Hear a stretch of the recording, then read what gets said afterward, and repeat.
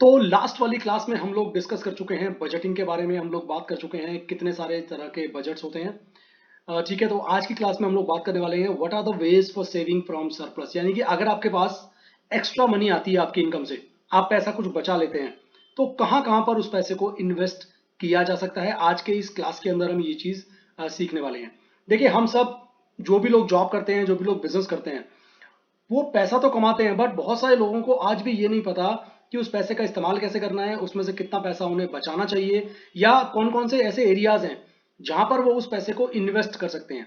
तो आज के इस क्लास के अंदर हम लोग यही सीखने वाले हैं कि कौन से वो तरीके हैं जहां पर आप अपनी सेविंग्स को डालकर अच्छा खासा रिटर्न अर्न कर सकते हैं। तो देखिए, सबसे पहला ऑप्शन आता है हमारे पास रिकरिंग डिपॉजिट, जिसको हम शॉर्ट में बोलते हैं आरडी। आरडी क्या होता है? बेसिकली आप एक आरडी जब अपना बैंक में या पोस्ट ऑफिस में खुलवा लेते हैं, तो आप हर महीने कुछ वहां पर अपना पैसा डिपॉजिट करते हैं। ठीक है, आप 500 रुपए से भी अपनी आरडी को शुरू कर सकते हैं, रिकरिंग डिपॉजिट को शुरू कर सकते हैं, और हर महीने आप कुछ पैसा उसमें डिपॉजिट करते रहिए। ठीक है, आरडी आपको एक अच्छा रेट ऑफ इंटरेस्ट देता है जो कि सेविंग से ज्यादा होता है। और सबसे खास बात पता है क्या है? आरडी की इनकम के ऊपर ना आपका कोई टैक्स नहीं कटेगा, मगर इंटरेस्ट रिसीव जो होता है वो टैक्स होता है एक्यूरल बेसिस के ऊपर। अगर आप एक पर्टिकुलर टैक्स ब्रैकेट के अंदर आते हैं, तो यानी कि जब आप टैक्स स्लैब के अंदर आएंगे, जब आपकी इनकम टैक्सेबल बनेगी, तब जाकर उस आरडी के ऊपर मिलने वाला इंटरेस्ट आपको टैक्सेबल होगा। ठीक है, और एक बात और होती है इसके अंदर, कि जो रेट ऑफ इंटरेस्ट होता है ना, वो एफडी के ऑलमोस्ट समझ लीजिए आप बराबर साइज होता है। सबसे बड़ा फायदा आरडी और एफडी में ये है, एफडी में जहां आपको एक फिक्स्ड अमाउंट इकट्ठा डालना पड़ता है, आरडी उससे बेटर इसलिए है जिनके पास फिक्स्ड इनकम नहीं है, जिनके पास फिक्स्ड पैसा नहीं है इतना सारा इकट्ठा एक साथ, वो आरडी में पैसा इन्वेस्ट करें। हर महीने कुछ कुछ पैसा आप डिपॉजिट कर सकते हैं, जिसकी वजह से आप एफडी वाला ही इंटरेस्ट ले पाते हैं। तो बजाय एक साथ पैसा लगाने के, आरडी में आप रेगुलर मंथली कुछ पैसा अपना एफडी की तरह इंटरेस्ट कमा सकते हैं उस पैसे से भी। दूसरा होता है senior citizen saving scheme.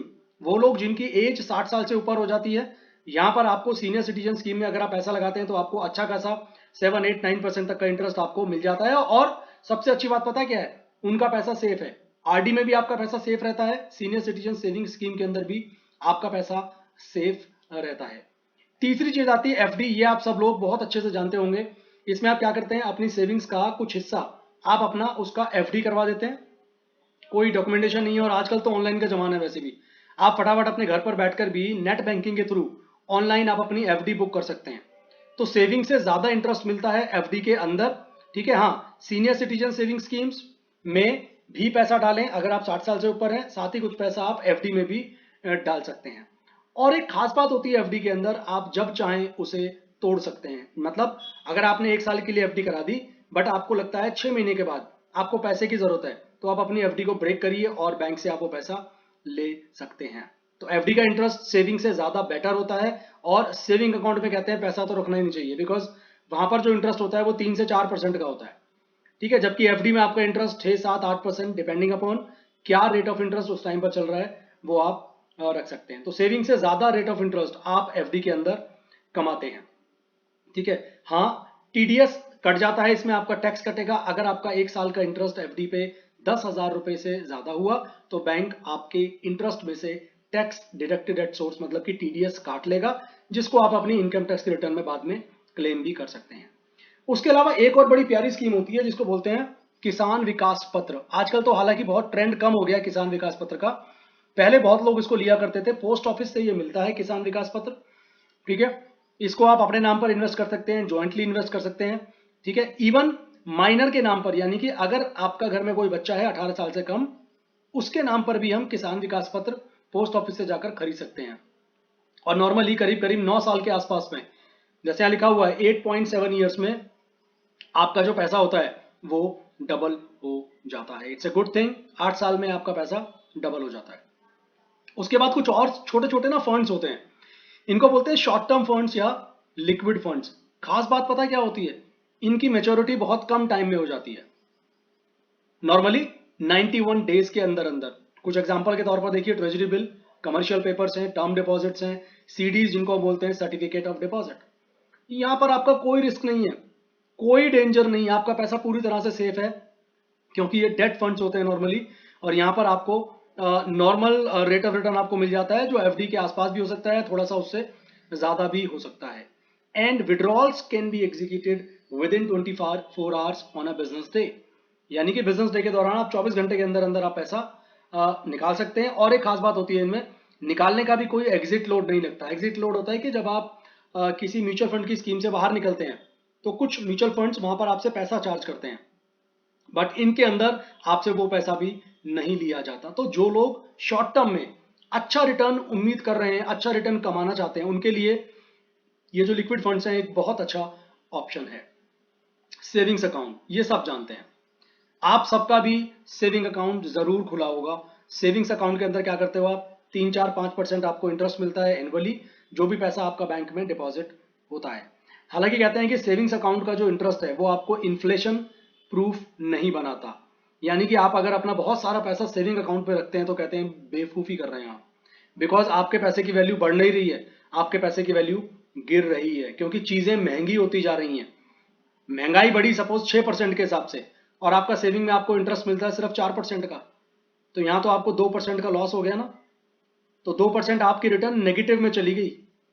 But हाँ, आपका कुछ रेगुलर एक्सपेंसेस के लिए आप अपना पैसा सेविंग अकाउंट में रख सकते हैं। जैसे यहाँ एक प्यारी सी लाइन लिखी हुई है, you can build a contingency और an emergency fund by setting aside 6 to 12 months worth of expenses. यानी कि कहने का मतलब ये है, हमें अपने 6 से 12 महीने का पैसा सेविंग अकाउंट में हम रख सकते हैं, क्योंकि वो इमरजेंसी फंड होगा, कभी भी उसकी जरूरत पड़ेगी तो बहुत जल्दी एटीएम से, ऑनलाइन, यूपीआई के थ्रू आप वो पैसा इमीडिएटली अपना विड्रॉ कर सकते हैं। देखिए, अब मैं आपके सामने ना एक चार्ट शेयर करने वाला हूं जिसमें तरीका बताया है कि आपको पैसा कैसे सेव करना चाहिए। ये कुछ टिप्स है बेसिकली, ठीक है। पहली चीज वो बोलता है कि भाई अपने आप को पहला पैसा दीजिए, अपने आप को पे करिए। पहले कहने का मतलब क्या है, एक्सपेंसेस करने से पहले इन्वेस्ट करिए। इन्वेस्ट करने के बाद अगर कुछ बच जाता है ना, उससे अपने खर्चे चलाइए। इससे पता है आपको एक फायदा और होगा, क्योंकि आपको पता है आपका खर्चा ज्यादा है और आपके पास पैसे अभी कम बचे हैं, तो आप इनकम सोर्सेज और पैदा करने की कोशिश करेंगे।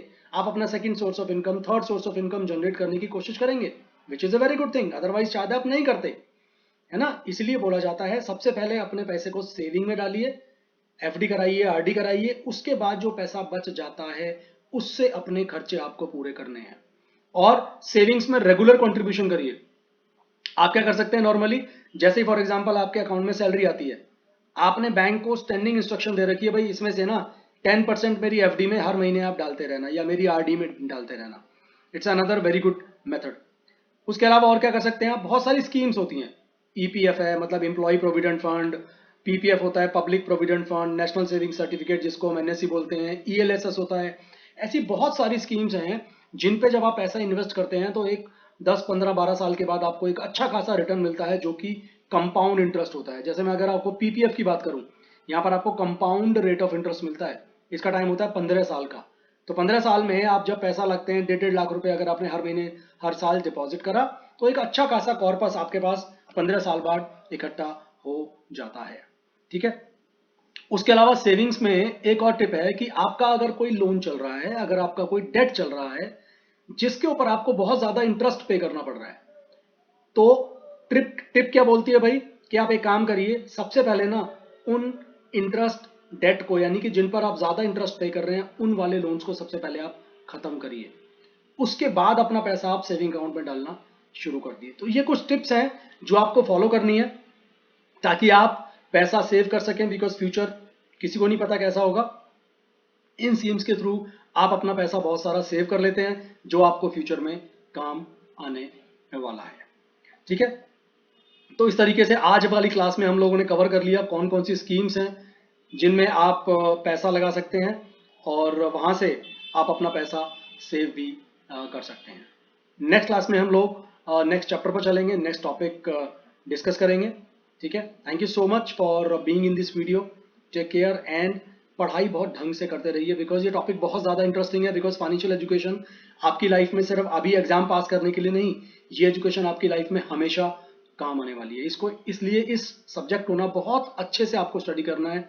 ये सारी की सारी टिप्स जो इसमें सिखाई जा रही हैं वो आपको इम्प्लीमेंट अभी करनी है। थैंक यू सो मच, मिलेंगे नेक्स्ट क्लास में।